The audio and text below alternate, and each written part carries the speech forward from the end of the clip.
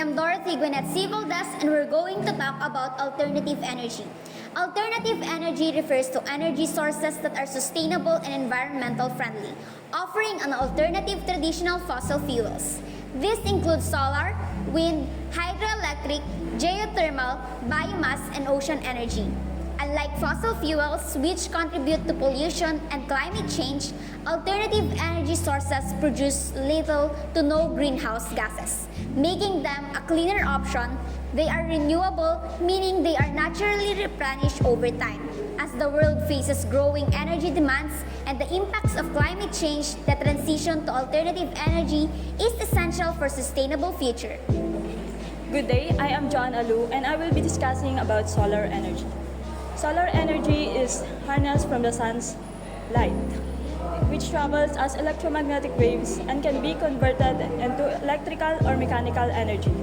It is a safe, reliable, and renewable resource, providing free heat and electricity without emitting harmful carbon dioxide.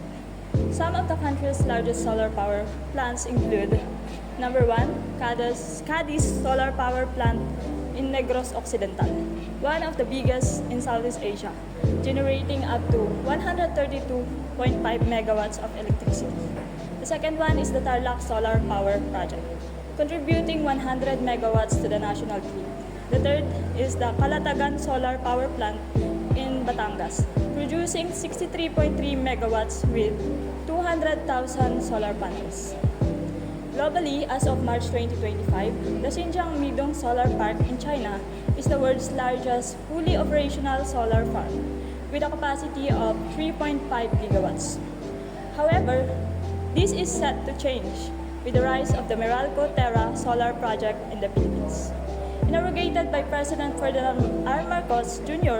on November 21, 2024, the Meralco Terra Solar Project is set to become the world's largest integrated solar and battery storage facility, spanning 3,500 hectares across Nueva Ecija and Bulacan. It will generate 3,500 megawatts of solar power with an additional 4,500 megawatt-hour battery energy storage system.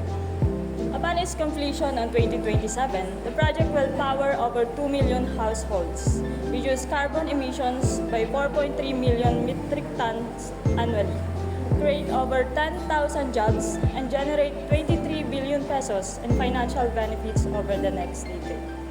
The project underscores the Philippines' leadership in renewable energy and represent a significant step toward achieving a stable, reliable, and sustainable power supply for the future.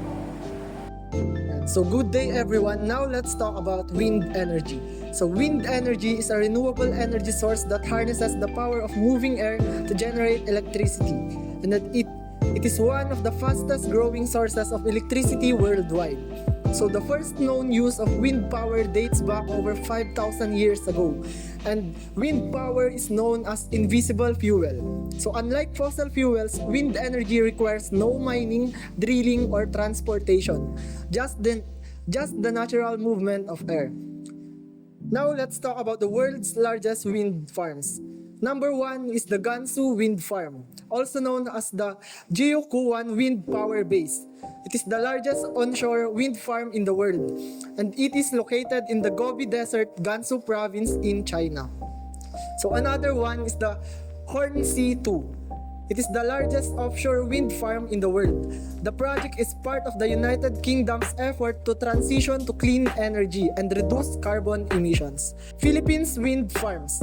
Number 1, Burgos Wind Farm. Burgos Wind Farm is the largest wind power project in the Philippines and Southeast Asia. So the wind farm supplies power to Luzon grid, contributing significantly to the country's renewable energy targets. So aside from Burgos Wind Farm, Philippines still have different wind farms, such as Caparispisan Wind Farm of Pagudpud, Ilocos Norte, and Fililia Wind Farm, a tourist attraction located in Fililia, Rizal. Another one is the San Lorenzo Wind Farm of Guimaras, and the Nabas Wind Farm of Aklan. And lastly, the Puerto Galera Wind Farm of Mindoro Oriental. Hydroelectric power is one of the most utilized renewable energy resources not only in the Philippines but all over the world. Due to its mountainous landscape and abundant rainfall, the country has numerous rivers and waterways that provides ideal locations for hydroelectric plants. The Philippines' major hydroelectric power plants, first, San Roque Dam in Pangasinan is one of the largest hydroelectric power plant in Southeast Asia, generating approximately 345 megawatts of electricity. Second, Magat Dam in Isabela. It has a capacity of 360 megawatts. Third is the Angat Dam in Bulacan, a significant hydroelectric plant with a capacity of 246 megawatts. Fourth, Binga and Ambuklao Dam in Benguet. Both plants are situated along the Agno River and have a combined capacity of over 350 megawatts. Fifth, Maria Cristina Falls Hydro Plant, located in Lanao del Norte. It is powered by the Agnos River. This plant supplies electricity to Mindanao with a capacity of 200 megawatts. On a global scale, the Three Gorges Dam in China stands as the largest hydroelectric power station in the world. Located on Yangtze River, it has an installed capacity of around 22,500 megawatts and plays a critical role in flood control, power generation, and navigation enhancement. Good day, I'm Zidric Brelgalutan, reporting Geothermal Power Plant. A geothermal power plant is a renewable energy facility that uses heat from the Earth's core to produce electricity. It works by extracting steam or hot water from underground reservoir to drive turbines connected to generators. These processes provides a stable and sustainable energy source with low carbon emission. There are 5 largest geothermal power plants in the Philippines. Number 1, Malitbog Geothermal Power Station in Leyte. It provides 232.5 megawatts, the largest in the country, providing clean energy to the Visayas region. Number 2 is the Tiwi Geothermal Power Plant in Albay. It provides 275 megawatts, one of the oldest geothermal power plants in Asia, supporting the Luzon grid. Number 3, Macban Geothermal Power Plant in Laguna, Batangas. It provides 458 megawatts, a major contributor to Luzon electricity supply. And number 4, Tongonan Geothermal Power Plant in Leyte with 180 megawatts, part of the Leyte geothermal field, supplying clean energy to the Visayas. And lastly, number 5, Bacman Geothermal Power Plant in Sorsogon with 150 megawatts powering homes and industries in the Bicol region. And lastly, the largest in the world is the Geysers in California, USA. 1,517 megawatts, the world's largest geothermal field consisting of multiple plants that provide electricity to over 1 million households. And the latest update is the Philippines is accelerating geothermal energy development through public-private partnerships, exploring new geothermal fields and implementing advanced technology to enhance efficiency. This aligns with the country's goal of increasing renewable energy capacity and reducing carbon emissions. Good day everyone, I'm Alexa R. Martinez reporting about biomass energy. Biomass energy is a renewable energy derived from organic materials like plants and animals, offering a sustainable alternative to fossil fuels. In fact, it is the world's oldest renewable energy. It can be directly burned to generate heat or electricity or converted into oil or gas to produce solid, liquid, and gaseous biofuels that can be used in various sectors, including transportation, which is one of the most polluting sectors in the world. The most common biomass material used for energy are plants, woods, and waste. These are called biomass feedstocks. In reality, biomass energy has the potential to be carbon neutral if carbon release during its production and use is balanced by the carbon absorbed during the growth of the biomass. Being an agricultural country, the Philippines is rich in natural resources like bagasse, rice husk, and coconut husk, which are used instead of fossil fuels. These are some of the country's largest biomass energy power plants. First, San Carlos Biopower, located in San Carlos, Negros Occidental with a capacity of 20 megawatts. Second, Cabancalan Biomass Power Plant, located in Cabancalan, Negros Oriental with a capacity of 46 megawatts. And lastly, La Carlota City Biomass Power Plant, located in La Carlota City, Negros Occidental, with a capacity of 25 megawatts. Lastly, Iron Bridge is the largest pure biomass power plant in the world. It is located in Severn Gorge, United Kingdom, and has a capacity of 740 megawatts. Hi, my name is Jermaine C. Ortega, and let's talk about ocean energy. Ocean energy refers to renewable energy harnessed from the ocean's natural movements, including wave energy, tidal energy, ocean thermal energy conversion, and salinity gradient energy. The Philippines has several ocean energy projects mainly focusing on tidal and otic technology. First, in Capel Island in northern Samar, along the San Bernardino Strait, known for strong marine currents, and it has the capacity of 1 megawatt tidal power plant to provide electricity to the off-grid island of Capel, which currently relies on a 750 kilowatt diesel power plant.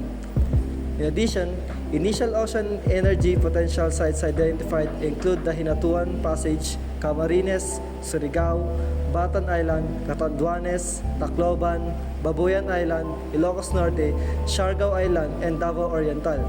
Lastly, the largest tidal power station in the world is the Siwa Lake Tidal Power Station in South Korea, with a capacity of 254 megawatt, followed by the Reims Tidal Power Station in France with 240 megawatts.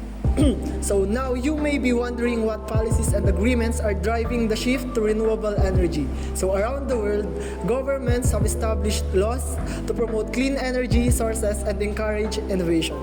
Now let's study the different laws and agreements both in the Philippines and globally that are shaping the future of sustainable energy. So international agreements. Number 1, Paris Agreement of 2015. It is a legally binding treaty under the UNFCCC that aims to limit global warming to well below 2 degrees Celsius with strong emphasis on the renewable energy adoption. So number 2, the Kyoto Protocol of 1997. It is the first global agreement to set the carbon emission reduction targets, encouraging countries to shift toward renewable energy to lower carbon footprints. And number 3, International Renewable Energy Agency or the IRENA framework of 2009. So this supports the global cooperation in accelerating the adoption and sustainable use of renewable energy. Now let's look at the local laws and bills that are implemented. So number 1, the Renewable Energy Act of 2008 or the RA 9513. This act serves as the primary legal framework promoting the development, utilization, and commercialization of renewable energy resources in the Philippines. Number 2, Energy Efficiency and Conservation Act or the RA 11285. So it is enacted in 2019 and this law aims to institutionalize energy efficiency and conservation practices across industries.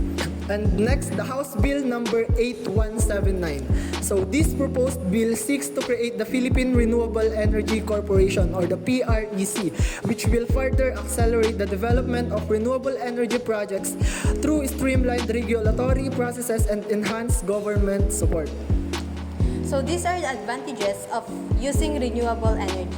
Unlike fossil fuels, renewable energy won't deplete as it harnesses natural sources like sunlight and wind. This reduces reliance on scarce and environmentally harmful resources. Second, renewable energy systems like solar panels and wind turbines have fewer moving parts and don't require combustible fuels, leading to lower maintenance costs. Third, these energy sources cut long-term costs since they generate power from natural processes without requiring refueling.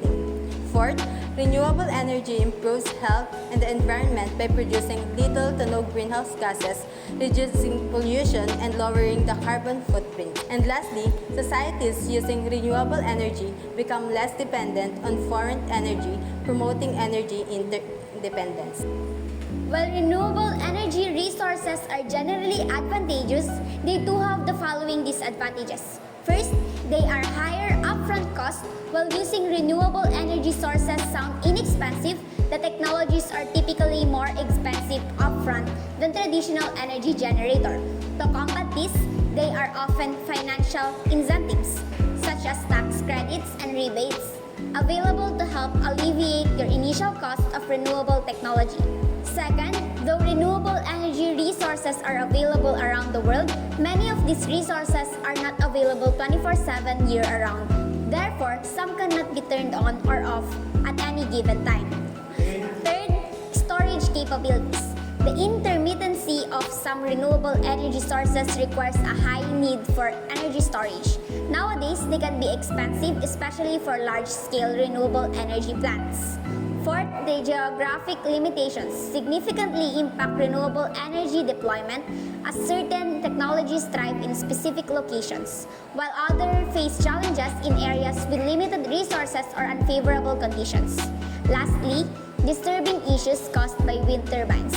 In some places, the rapid rotation of the turbines can kill birds and bats that fly in the area. Likewise, some wind turbines are generating noise that can affect the people that live close to the wind farms. In conclusion, transitioning to renewable energy is crucial for a sustainable future, offering environmental benefits, economic opportunities, and energy security, while also requiring continued innovation and international cooperation to overcome challenges and fully realize its potential.